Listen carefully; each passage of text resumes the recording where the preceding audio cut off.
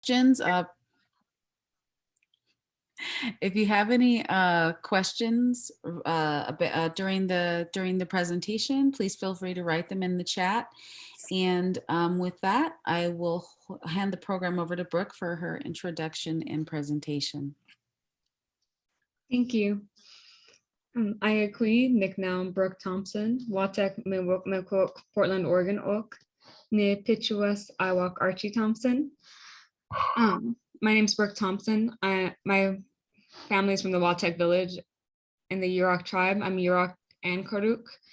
And my grandfather was Archie Thompson.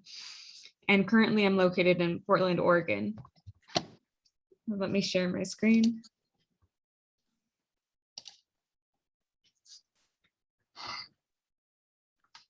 So the piece of work I'm going to be talking about today, I named Tech versus Tech, T-E-K v T-E-C-H. And it's the piece on the left-hand side. And let's see.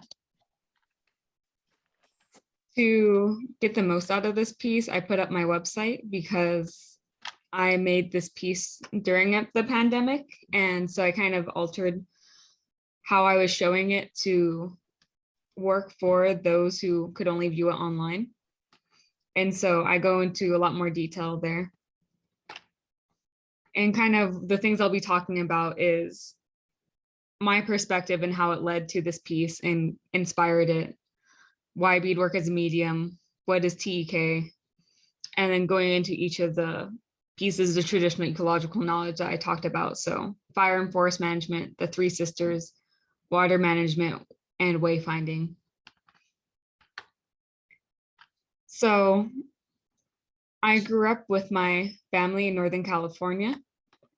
These are some pictures of me and my grandfather and my dad on the bottom left, me and my dad fishing on the bottom right, and me and some of my regalia with my cousins in the top right, and then one of the biggest fish, the salmon I've caught, on the top left.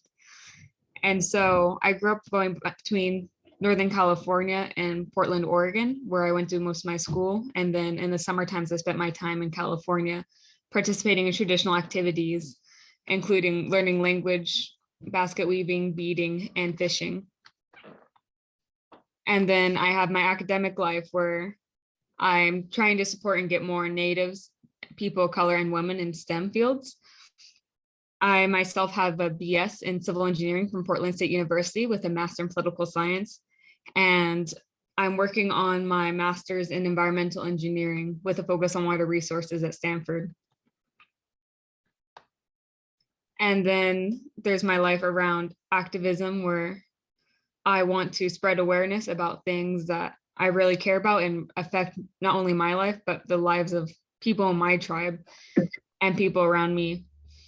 And then I have the political sphere I'm around, which was me working in Washington, D.C. And this is an intersection between also being in the activism world, where I got a chance to be an intern for the US Senate in the Senate Committee on Indian Affairs, and just connections since then. I'm in 2 fellowships right now that have to do with political leadership. And then how these identities intersect, because already it's widely known that Indigenous people have some of the lowest graduation rates out of anyone in all levels of education. Not everyone gets to have the opportunity who's Native to live Indigenous and traditional lives and grow up in the place that their family has been for thousands of years,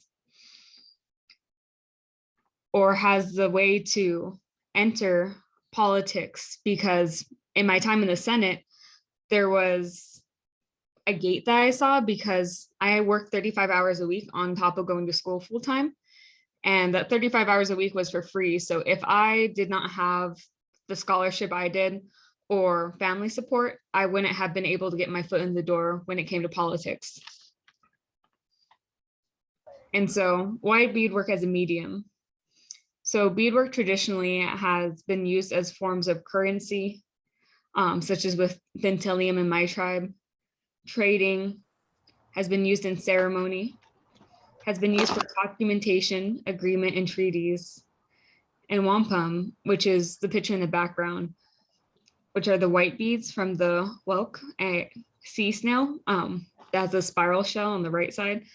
And then the quahog, which is a clam with a purple and white coloring. And those beads are the ones that I think of that most relate to the documentation and treaties. An example of this is the 2-row wampum, which is the wasanta. And this is a living friendship treaty between the Haudenosaunee and the European Dutch settlers at the time.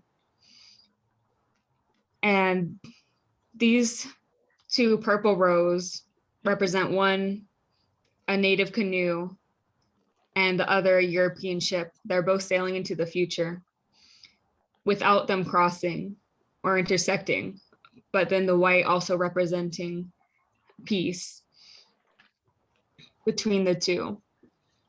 And so this is a representation of a treaty in around the early 1600s. And it's just one form of how in the past beadwork has been used as documentation. And then for me, before I started this piece, I was using beadwork in an educational sense.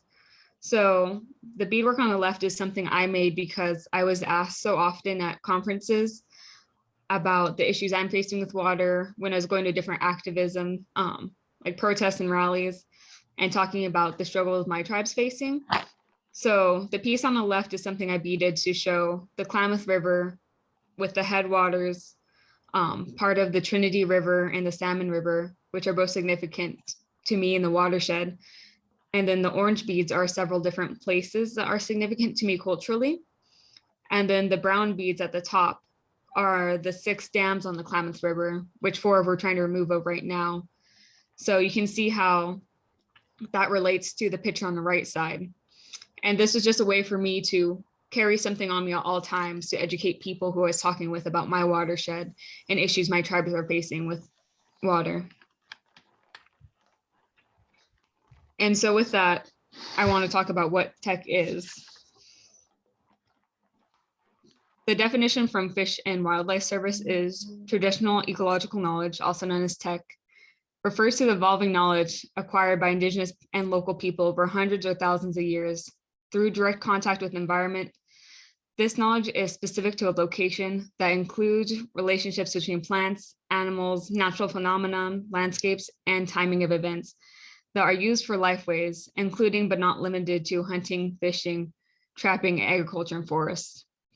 So tech is an accumulation of this knowledge, practice, and belief, and these adaptive processes that have been handed down through generations and generations, through cultural transmission, and through living beings.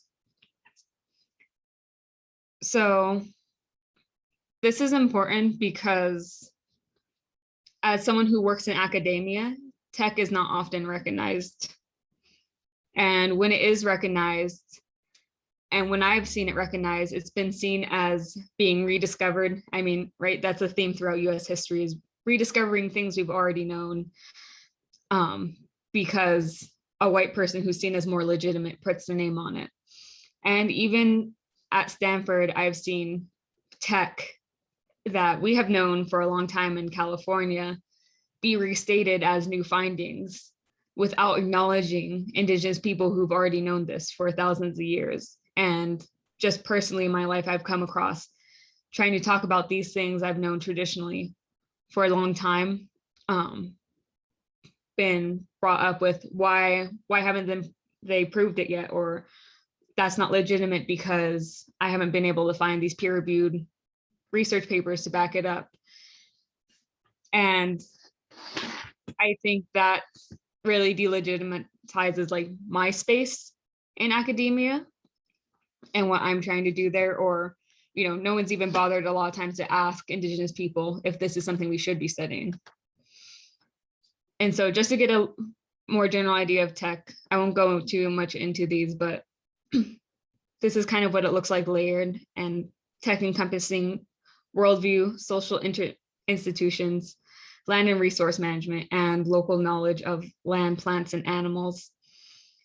And one way I like to describe this to people who aren't used to having tech around is that in the academic world, right, we come up with these hypotheses and test them through all this data that we're collecting all at once. And, we're storing it in a computer or writing it down somewhere. When it comes to Indigenous people, we have been collecting that data for literally thousands of years and have passing it down through a lot of times oral tradition and oral stories. These are just some general goals of tech. And I put a reference down on the bottom right because this paper is really good and goes really into depth in each of these. But basically, tech is encompassing every part of Indigenous lifestyles, and even things that, like such as stories that we may not always consider as being part of tech, often come from a place of understanding of the natural world and trying to pass that knowledge down.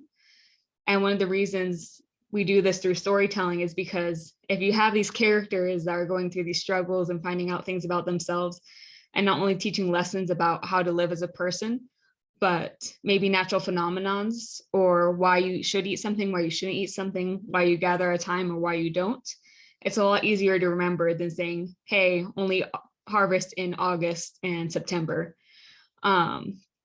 So that's a lot easier to pass it down through generations without that story getting messed up.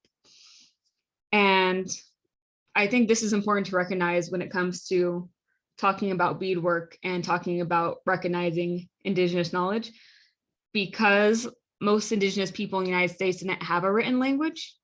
And so it's mainly come to passing it down through oral history, which was largely erased because of the boarding school era, and through current colonization tactics, such as if I want to graduate high school, I need to learn a language such as Chinese, French, Spanish. But if I want to learn my language as a requirement to graduate high school, that doesn't count. So even though we might not be in the boarding school era anymore, these tactics and delegitimization of our languages and practices are still going on.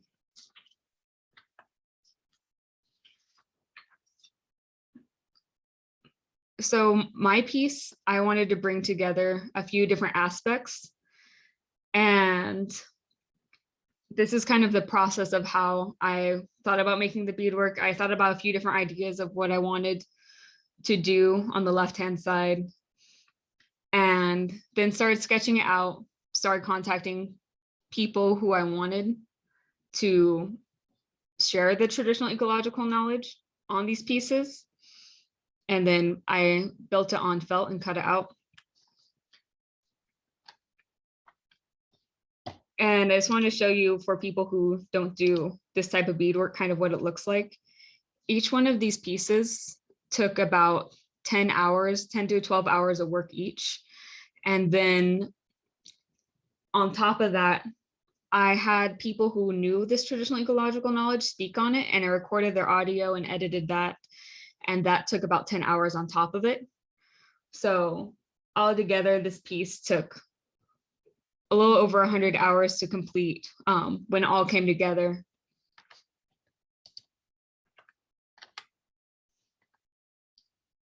And so kind of how I brought this together online is I found someone who had expertise in this type of traditional ecological knowledge. I had them record their stories of what tech was to them, how it related to their lives, how they learned it. And then, did the piece of beadwork. And then also, since this is online, I kind of wanted to bring the beadwork to life and kind of also show the intersectionality between traditional pieces of work and then also, this new digital world we're living in. I learned how to animate in Blender. So be nice because these are my first pieces of animation, but I learned how to animate in Blender to try to bring these still pieces of beadwork into some motion. And again, recognizing that, being in a world of academia, beadwork and oral tradition should be just as recognized as these long peer-reviewed papers that we're writing every day and that we're reading about, and that there should be more legitimacy when coming to these, especially things like fire management, because that's been a really big topic in California. And that's what's been especially frustrating for me, to not hear recognition of Indigenous peoples' perspective and what we brought to the conversation. So the first one on fire/forest management, I had Margot Robbins record. And so she's from the Yurok tribe. She's a co-founder and president of the Cultural Fire Management Council. She's one of the key planners and organizers of the Cultural Burn Training Exchange, which takes place on the Yurok Reservation twice a year.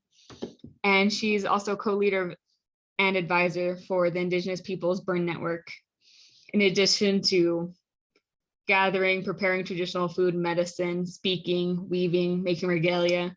She does a lot of things, and then taking care of her family. And since what the website looks like is there'll be recordings on each of these sections, and each of the recordings are about 18 to 30 minutes long. And I really encourage you, if you have the time or just bored or working on your beadwork or something else, to play these. But since I only have so much time in the presentation and you can do that on your own time, I just wanted to read some quotes from each section that really stood out to me. So the first one from Margot is, "Right now, the land is very unhealthy. It is choked out with brush, and there is a lot of invasive species, and the plants and animals that we rely on to continue our cultural lifeways are disappearing. The animals restore their habitat. We used to have about half of our land here used to be prairie. Now it's only 3%. The prairies are only 3% of what they once were because of fire exclusion or suppression. And we don't have deer out here on a reservation anymore." And the reason she mentions deer is because the deer used to eat and walk in the prairie land, but because of, this idea of wild being untouched and fire being bad, all of these prairies were lost. And then the deer have trouble walking in these really thick, dense brush. When the Europeans came, they were afraid of fire. They excluded it from the forest, and they have disregarded the knowledge that thousands of years of caretaking had kept this place healthy. So again, the understanding that fire is just bad, that it can't be used as a tool for good, and this general fear of it. When we worked with fire, and for fire for us traditionally, it can be considered a very cleansing thing. And then this is her take on tech. "Traditional ecological knowledge should be considered as equal to or more than scientific theories that drive decision-making. That Western science is really what brought us to where we are at today. That if you're not from a place that really understands what it takes to care for us, to keep it healthy, and those people who have been on our homelands for thousands of years, we know what it takes to this land. And so if people want to change the trajectory of the course that we're on, climate change, ecosystem imbalance, then we really need to take into consideration traditional ecological knowledge, because that's what's going to lead us out of the place we're at now." So what happens in California is, when we were taken off our land, a lot of the bush burned up or gathered up, which led to more extreme fires, which is kind of what we're seeing repercussions of today. Because back in the day, when we used to burn things every single year and consistently, there wasn't that big gathering of bush and debris on the ground each year. So when there was fires, it was pretty contained and it wasn't too extreme. And then also the fires help different parts of the landscape. Like I said, it helps plants, it helps the deer and the wildlife. And you can actually see that the ecosystem evolved alongside indigenous interaction, such as with the prairies, there was a specific butterfly species that was going extinct in Northern California because they didn't have any habitat anymore, because these prairies were going away.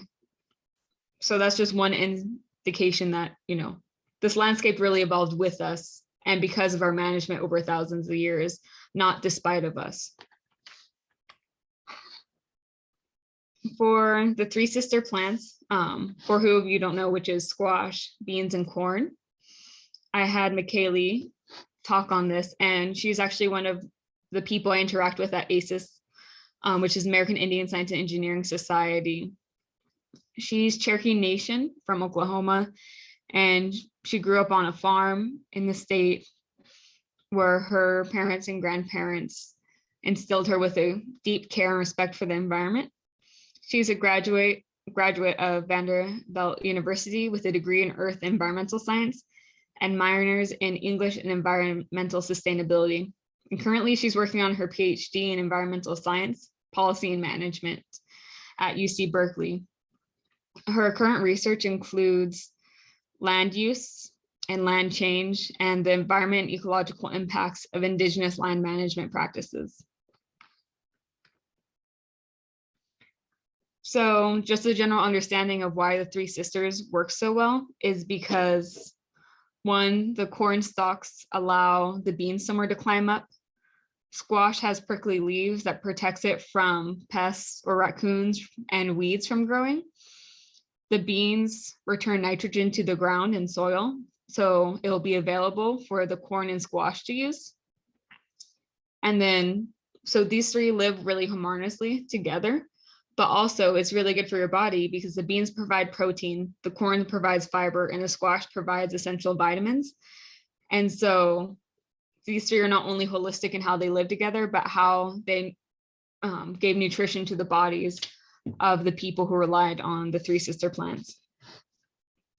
So McKaylee says that there is this common misconception, especially within conservation, that the way to perceive a place or the way to make a place better is to passively manage it and let nature or let the wild run its course.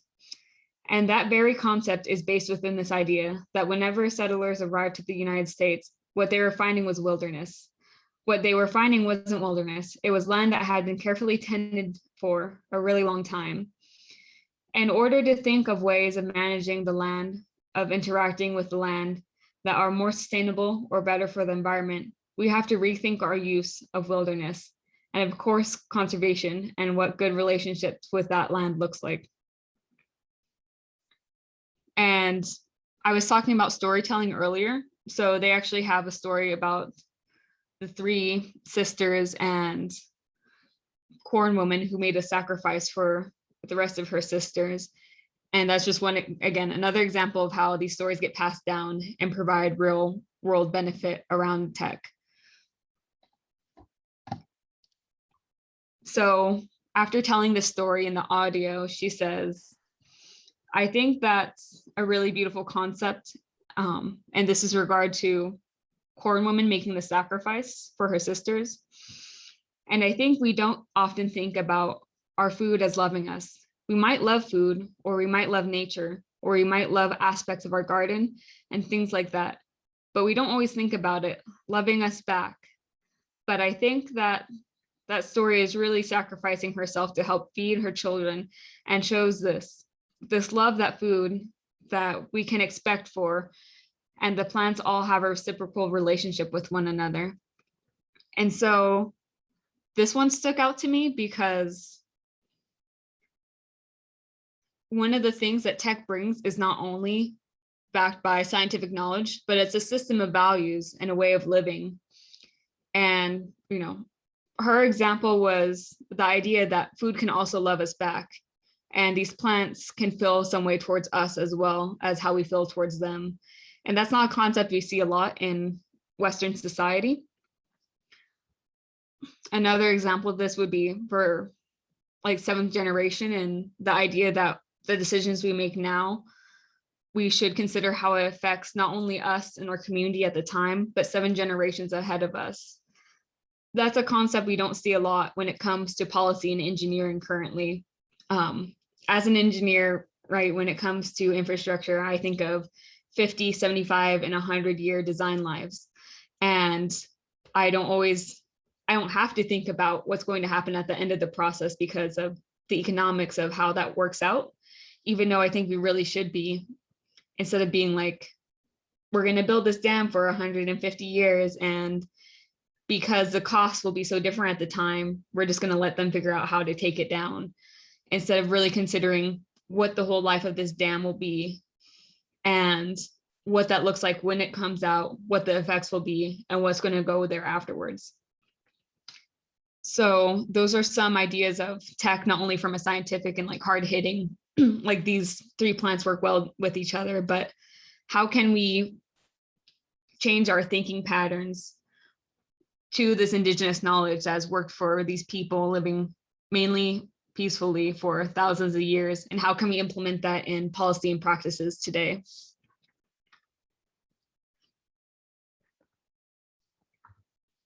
And so the third piece I had Keith Parker work on. He is also someone I met through ACES. He's Yurok, Hoopa, and Karuk, and Talawa, which is pretty much all the tribes in Northern California by the coast. His undergraduate and master's were at Humboldt State University. His master's is in natural resource management, where he specializes in fishery genetics. He's a fisheries biologist currently with the Yurok tribe, and he helps co-manage the lower 44 miles of the Klamath River. And so if you're not familiar with the fish in this picture, the top is a lamprey, the one on the right is the sturgeon, and the one on the left is a Chinook salmon. So these are all species. I mean, he's holding a lamprey in his hand in this picture. These are all species that are found in the Klamath River and are really culturally significant to us. One example is that back in the day, Yurok or Karuk and Yurok people, you see around 450 pounds of salmon per person per year. And that has been reduced to currently about 5 pounds a person per year. So we have had a long relationship with this river specifically, and we were beneficial enough to not have been removed from our traditional lands. It was just shrunken around us. So we've been on this land for over 10,000 years. And with that, we've had a really long time to get to know all the species in this water. He says he likes to push back against the false narrative that science is not related to social justice. And when he says stuff like this, I think of automatically the dam removal in Klamath and what's happening with the current dam situation in Northern California, where a lot of people are fighting to get the dams taken away and to create a healthier river for ourselves. Yeah, I'm going to stop there because I can go on that for about an hour in itself. But Keith also says species loss is not only a loss of biodiversity, but it's a loss of cultural heritage as well. And for me, when I think of that, I think of growing up on the Klamath River and fishing, and how I haven't caught a fish in 3 years. But when I was younger, I was able to catch 130 salmon in one day. And just that loss in my lifetime, nonetheless, my grandfather's lifetime, who was born in 1919, who said there were so many salmon in the river, you could pretty much walk across their backs to the other side. I no longer get that time to spend with my dad and my family on the river fishing and telling stories to each other and just hanging out, and then learning how to smoke salmon, smoke eels, and preserve them traditionally. That's lost for me. And that exercise and that culture is lost for other people too. And when we don't have those practices, there's not a lot to do on the reservation day to day. So, people turn to other methods, and it directly affects not only, cultural loss, but physical losses because we don't get the exercise, mental health because we're not getting outside, we're not exercising, we're not telling those stories. Instead, we're inside stuck all the time. And, it just hurts us altogether, and we're not getting that healthy food either. So diabetes and obesity rates go up. He says that all of the marine derived carbon, and then so he's talking about traditionally when fish were taken by different animals and buried different places, or when we ate fish and then we returned the bones and different parts to the river. All that marine derived carbon, nitrogen, phosphorus is absorbed into the forest floor, which ultimately goes into the conifer forests, such as the redwood trees. It's not by default, but it's by design. That if you take out a map of the Pacific Northwest, all of the coniferous forests overlay onto the map of all the returning salmon regions. They align. And so he's talking about how these things and our understanding of the world around us don't happen just by coincidence. It's happened because of these systems of management that have been going on for thousands of years. And we had a unique understanding of how these systems interacted with each other, and that you can't just take one piece out and expect everything else to be okay. And then in regards to tech, Keith says, I would say that tech should be taken more seriously in both academia and by policymakers, because most indigenous populations have relied for centuries or tens of thousands of years on our direct environment for subsistence. So over time, we've developed a way in which to manage and use our resources that ensures conservation to the future. Therefore, we're more interested in preserving our own social, cultural, environmental sustainability, stability, and our integrity rather than maximizing production or exploiting nature. We've been interacting with the natural world since time immemorial. And so our entire culture, our social norms are based on strong senses of interconnectivity and interdependence. So because of that, ethics and integrity are an integral part of the traditional approach. And that approach worked for tens of thousands of years up until modern contact. And for me, this makes me think of the 2002 salmon kill, where day after one of our ceremonies, I walked up on the shore when I was 7 years old with my parents and saw thousands of salmon dead lying on the shoreline. And this was because of a bad policy management during a drought year. And it had to do with farmers and irrigations up north, which is also kind of a political mess. But seeing these salmon dead on a shore for me wasn't only upsetting because, it smells bad, there's rotting fish, and, we're not going to get fish that year.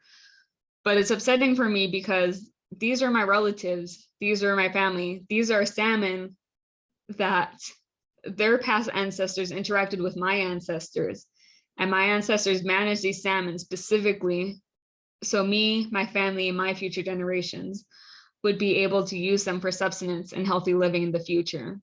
And that was all ruined within a year because of this bad practice from people who don't know the area, who didn't know the salmon, or rather who didn't care.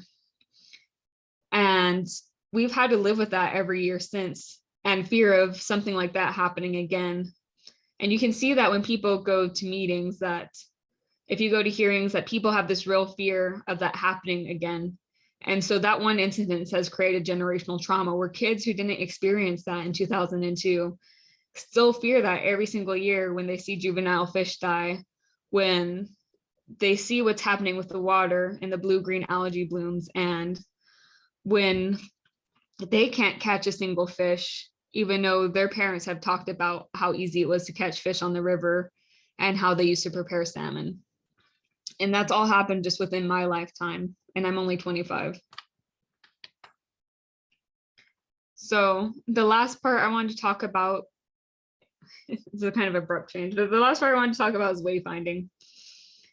And so in this piece, you can see a waka, which is a traditional type of canoe for Maori people in New Zealand. And I went to University of Auckland, New Zealand for a while, and that's what inspired me to seek out someone who had wayfinding knowledge.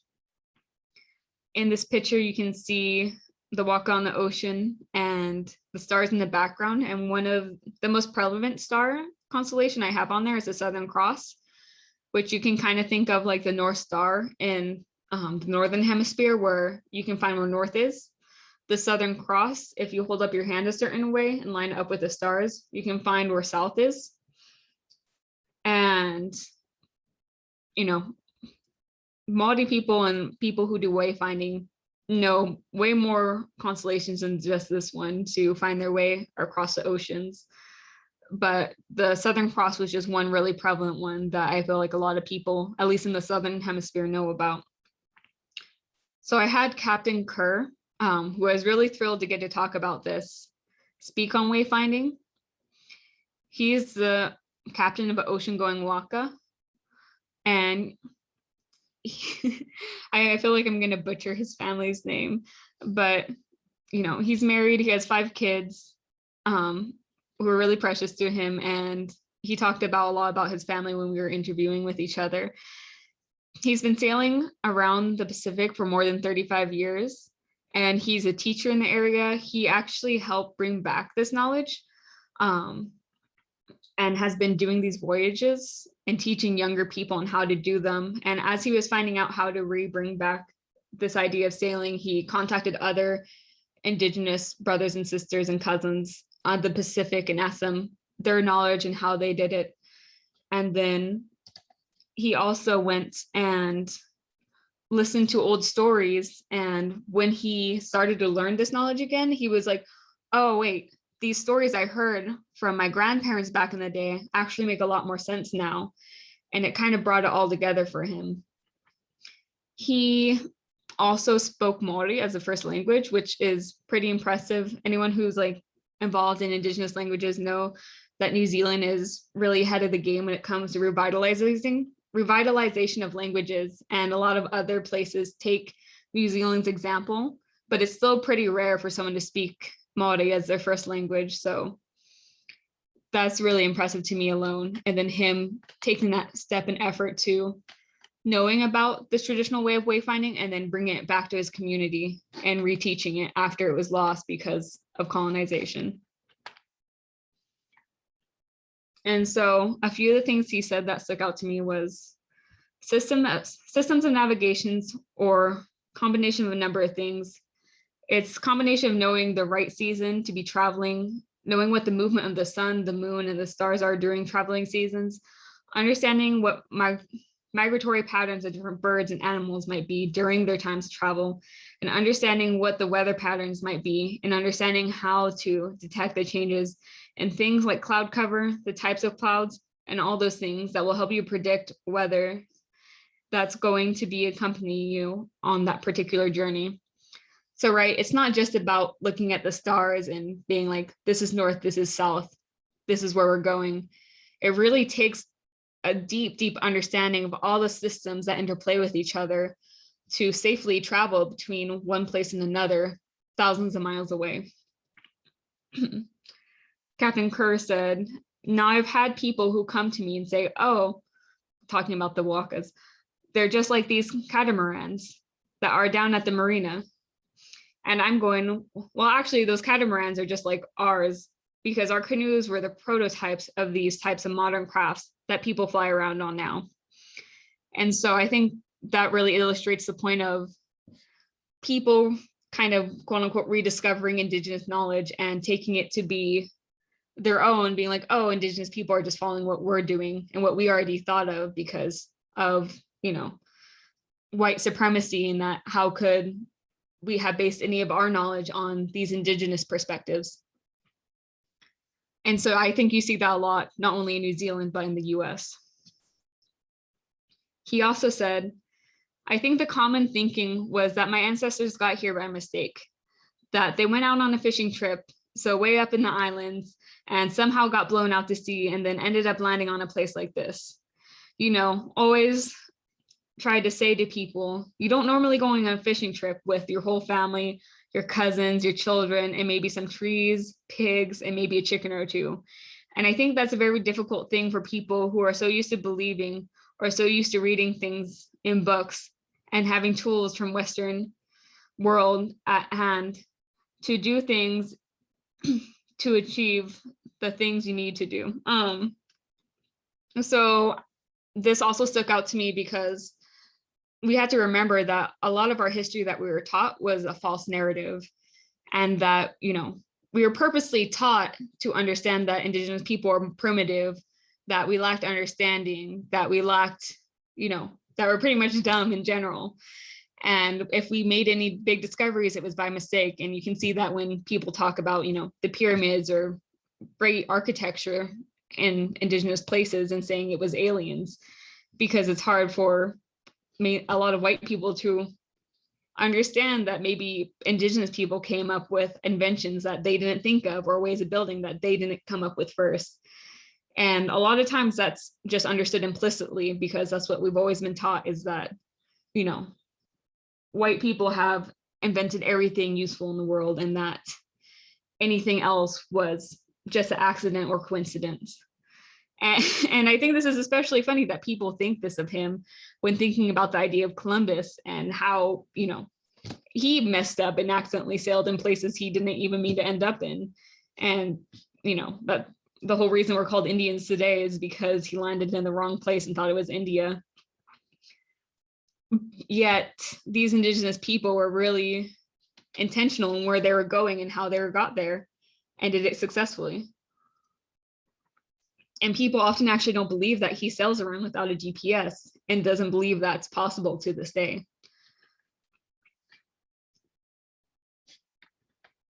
So bringing it together, I had these 4 pieces fit in with each other and be puzzle pieces very intentionally, because when starting to think about this, I was like, how do you only pick 4 pieces of traditional ecological knowledge? And that's all I really had time to bead anyway, because this took such a long time. And so this is meant to represent that these stories are so in depth, but are only very small parts of the larger world of knowledge of traditional ecological knowledge, and that this story isn't finished. I mean, you can see the raw edges of the felt on the sides, and I do that intentionally because if possible, at some point, I would like to ask other people and other tribes in places all around the world. And that's kind of what I'm doing with New Zealand, is, not only making sure that indigeneity in tech is just US based, but is really worldwide, and have them be separate pieces and tell stories and add it to this larger puzzle. And maybe some of those pieces are going to be gone forever, but I think that just stresses the importance of protecting what we have now, trying to understand it, and really holding that knowledge sacred. And again, for me, it's just frustrating being in a world where I'm mainly surrounded by predominantly white institutions. Being, a woman in civil engineering, only less than 0.0024% of engineers are Native women. So that pretty much means I'll hardly run into other Indigenous women when it comes to engineering. And being illegitimized like at every corner, when I know there's so much out there, is kind of why I'm in this field, and why I also want to bring in policy, because it's going to take multiple approaches to solve these. And I really saw that as a disconnect when I was in DC, specifically, where a lot of politicians, right, have the law background, and that's great. But when it came to understanding infrastructure and water in these projects, there was just a disconnect there. And it might be also the engineer's fault for not knowing how to talk to lawyers. They're pretty hard to talk to. But there's just some kind of disconnect, and we could do so much better if we build those bridges between, policy, Indigenous knowledge, and engineering / like tech, STEM, and finding that intersectionality there where people don't usually find it. And then kind of ironically here too, art, because people usually think, you can either be a science person or an art person and not both. And, I think that's false. I don't know why we think that those two worlds have to be separate, because here's a clear indication of how they can come together. But yeah, that's the gist of my artwork and what I've been working on. This was originally for ASU's Imagination Fellowship that I won. And I wasn't expecting to win it because they interviewed people in over 70 countries and only 3 people won. And I never had like an art exhibit or anything before. So this was my first chance of trying to do anything like this. And I'm really appreciative of the opportunity to share these stories and bring, this piece to life and try to use this as a continued education tool to others on how, tech should be more recognized in the Western world. So thank you. And then if we have any questions, or if you want me to go into anything in more detail, let me know. Does anyone have any questions? If so, we can take questions now. If not, I have a question.